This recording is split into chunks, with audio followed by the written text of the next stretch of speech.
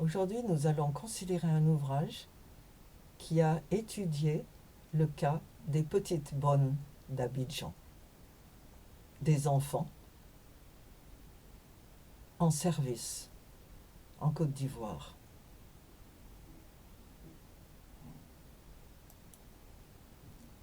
Si de nombreuses études ont été publiées depuis quelques années sur l'économie informelle, l'importance du travail féminin au sein de ce secteur a longtemps été négligée, même si depuis une dizaine d'années, on a pu constater un début d'intérêt de la part des institutions internationales pour cette catégorie de population. Introduit par une préface de Claudine Vidal, auteure de plusieurs ouvrages et articles sur Abidjan et l'emploi domestique, qui ont inspiré l'auteur, cet ouvrage novateur est l'un des premiers à s'intéresser au travail domestique des fillettes et des adolescentes en Côte d'Ivoire. Si son titre, Petite bonne d'Abidjan, sociologie des filles en service domestique, donne Abidjan comme lieu d'enquête, les migrations des jeunes bonnes y dessinent des liens entre la capitale économique du pays, sa capitale politique et la région pourvoyeuse de Zanzan au nord-est. Basée sur 3 terrains successifs couvrant les années 1999 à 2001 dans le cadre d'un doctorat de sociologie, mais intégrant l'évolution de la société au cours des 10 dernières années, ce travail cherche à comprendre et à mettre en lumière les logiques contemporaines de la mise à contribution des petites et jeunes filles âgées de 8 à 18 ans dans l'économie domestique des ménages abidjanais.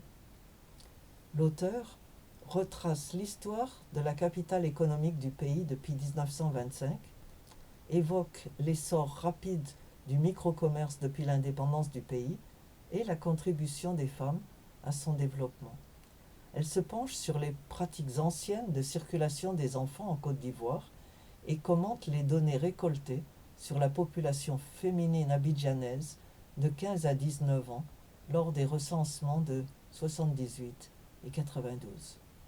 Elle démontre le rôle central joué par les femmes dans le développement du microcommerce de proximité dans le contexte de la récession sévissante en Afrique de l'Ouest depuis le début des années 80,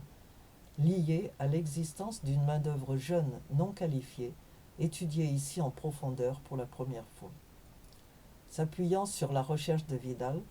une phrase résume le lien entre vie quotidienne et mise au travail des jeunes,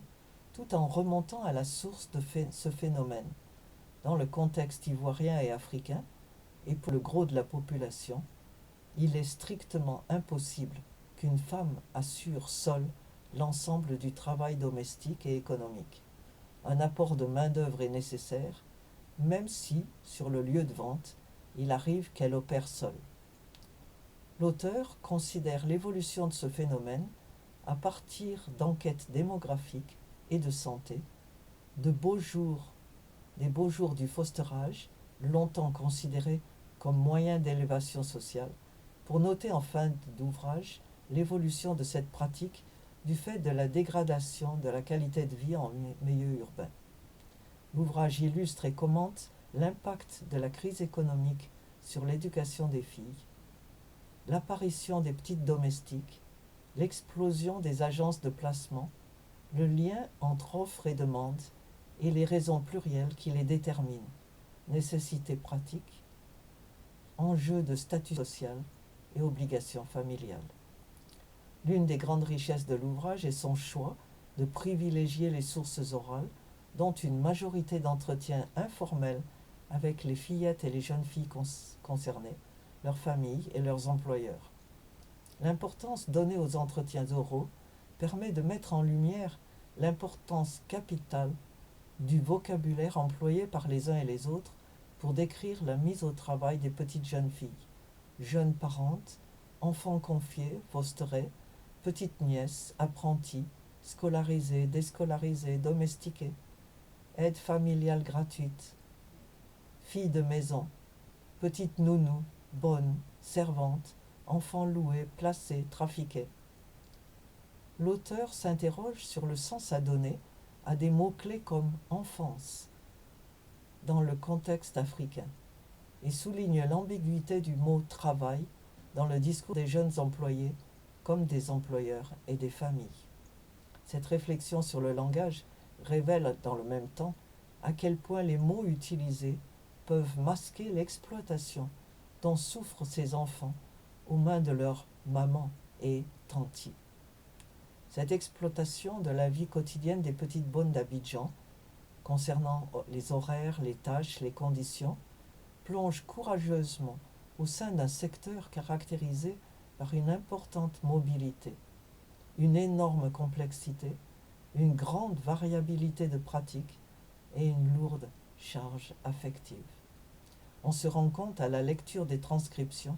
du rôle capital joué par les réseaux de parenté et de voisinage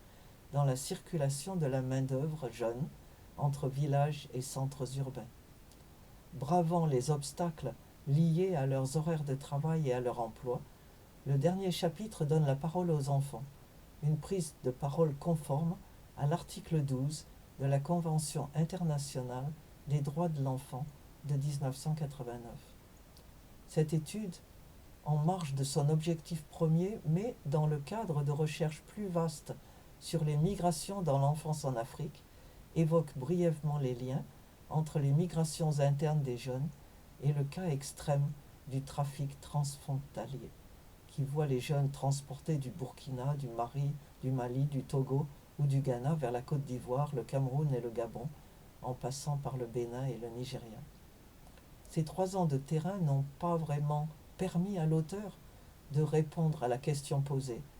N'est-il pas fascinant, quand des dizaines de milliers d'enfants confiés sont concernés,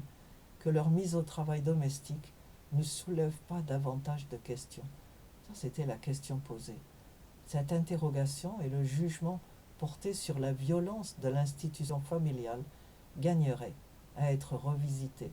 au sein d'une équipe intégrant des chercheurs ivoiriens. Cet ouvrage est donc un appel à des recherches supplémentaires sur le sujet.